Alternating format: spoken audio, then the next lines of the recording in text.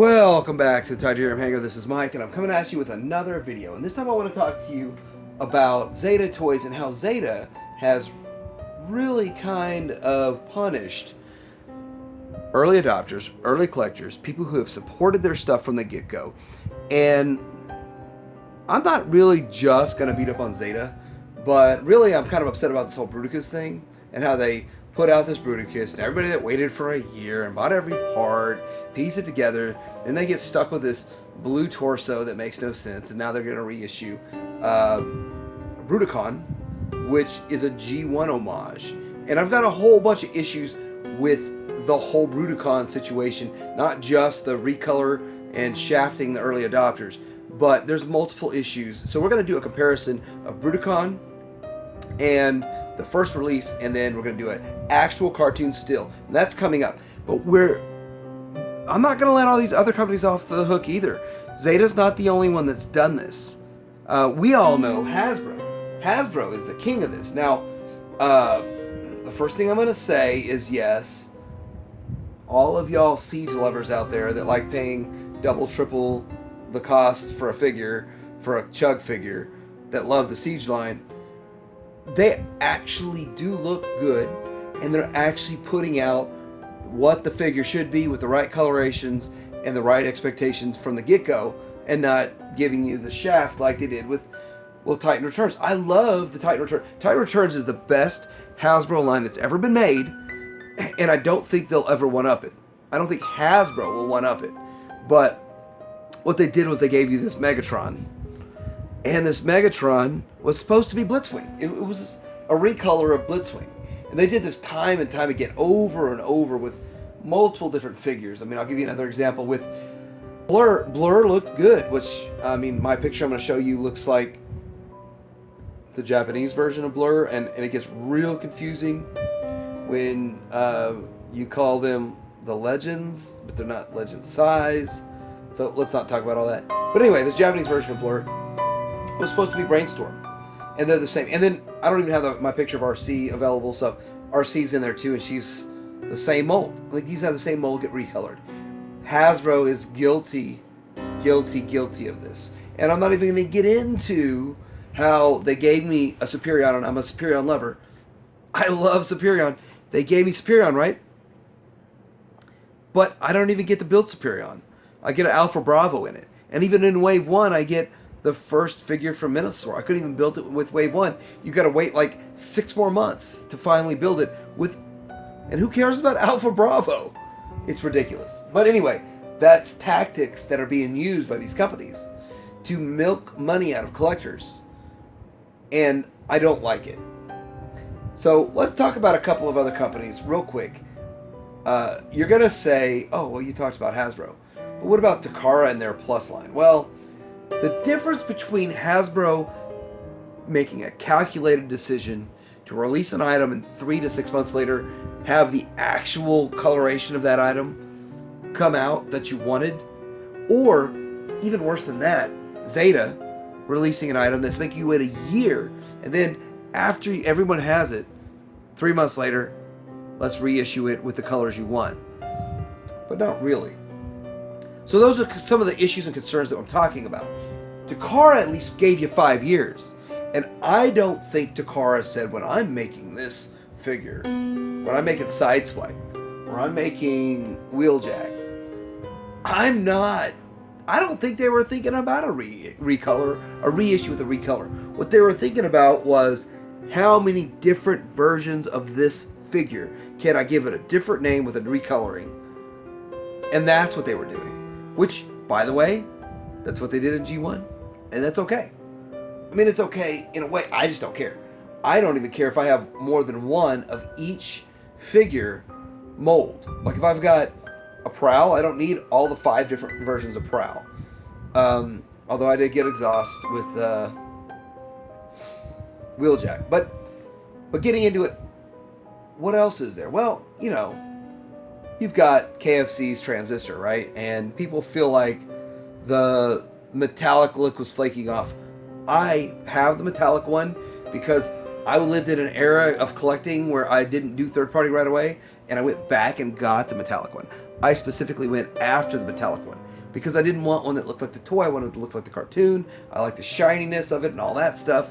And so that was my preference. But you could say they're doing the same thing. Well, I mean, maybe it is more tuned, because the more I watch it, the more I see less reflection and more red. So who knows? But, you know, I'm going to give a couple companies a pass here. Who's going to get a pass here? Well, X-Transbots. Why is X-Transbots going to get a pass? So they're putting their Minosaur out, and it's colored for G1. It's what we want from the get-go. And DX9's doing the same thing. So DX9's coloring is the same way. So those two companies, they're not guilty of this sin that I'm talking about. But they're also giving you these G2s on the side. If you want to go G2, if you want to get these collection exclusives and pay $20 more a figure, and I'm talking to you, Keith, I don't like the way your prices are going up on your limbs. The whole consensus with these are $60 figures. Now they're $80. I mean, come on, man. $80 for a limb. When you announced they were going to be $40, and then everyone feels like the nominal price is $60 and they're $80. So I don't know if that are you trying to say that the third-party sellers, whatever. But you're doing the right thing with the coloring, so I'm giving you that pass. Also, Fans Toys. Now, Fans Toys hasn't shown full color pictures. But Fans Toys has never, ever put out a figure that was colored stupid and then recolored it. A lot of people talk about the deluxe version of their Phoenix, which is Jetfire. And to me, to paint a couple more things metallic red that were already red, to me that's not a huge difference. And to pay $60 more, no, I'm not about that. That doesn't bother me. Like, if you had the first version, you should be super happy to have that first version for $200 instead of paying $260 for just a little bit of extra bling. It's not a big deal. What other companies are out there that are doing this kind of stuff? Well, I gotta say, Toy World. And the reason I'm talking about Toy World is because Zeta actually was part of Toy World. And I'm sure by this time most people know, but there's a handful of people that don't know. Zeta and Toy World were together, and then they split up due to whatever creative differences. I think the creative differences were financial differences. You're not paying me what I'm worth. And now I'm going to make what I deserve. And they got it. You know, that's the way it is. But the first version of Constructor was god-awful, in my opinion. I looked at the head looked stupid. The silver thighs made no sense to me whatsoever. But they say it's what is it, IDW, but I mean, I don't follow IDW. I watched a cartoon called Transformers when I was a kid, and that's what I base my thoughts off of. That's what I base my pictures off of. That's what I go from. And I ended up getting one that's not even as tuned. There's a more tuned version than mine. I think it's number 15.3 BR. Constructor is the one that is more tuned than mine. I don't know. And there's so many of these out there that I can't keep track of them, of which one. It's like every week there's 3 more dropping, so I don't know which one. But anyway, some of the things that Toy World's even doing is they're not even making you transform these things anymore. They're putting them out in the limb mode and ready to go. You just clip them together and call it a day, because they figured that out. Now that is what I call enhancing your business practices. That's catering to your consumer. But having one that looked terrible to me, with skinnier than heck in the waist, or whatever you call it, the midsection, and then you come out with one that has some midsection pieces to make it fuller, a G1 version. A G1 head, the thigh piece is green, and all this stuff. But see, at least Toy World gave you the option to have those pieces. They gave you those pieces if you wanted them down the road. That's my understanding. I mean, I wasn't there day one with Toy World. I thought the first thing looked like a piece of garbage. I didn't touch it. It wasn't until like version 7.3 that I got one. And or was it 7.4?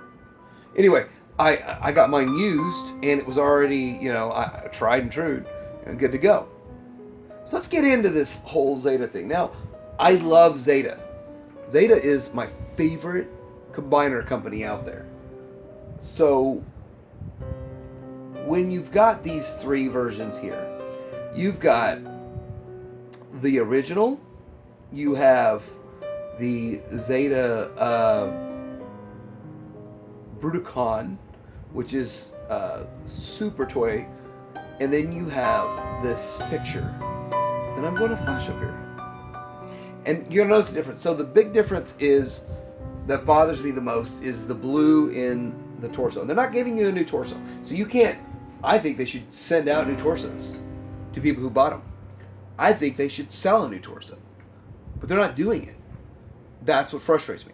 Then you look into this, and, well, I kind of like some things about the original. Like we all know Brawl is green, right? He's not brown, is he? He's green. Like my Brawl and my G1's green. Am I wrong? The cartoon shows him as kind of a brownish green. So, okay. But I still think he's green. And yes, the cartoon shows that the feet match. But I'm happy with everything on mine. Just new torso would make me happy. And I actually like the leg colors better. The arm colors look so similar. It's a little bit darker on the shuttle there, but the arm colors look pretty similar. So I don't like this giant piece of purple. I love purple, but the giant piece of purple on his chest weirds me out a little bit too. But I think that is probably more tune accurate. So anyway, getting with all of this, shouldn't Zeta help us out and let these early adopters get at least the torso piece? $30, $20, 30, 40, 50 bucks. I mean, I don't know how much that would be worth. I mean, that could not cost more than $50 manufacturing. They're already manufacturing anyway for this this piece. And then I want you to tell me what you think about this. What's your take on this whole situation? Once you like and subscribe, that Earmanger out.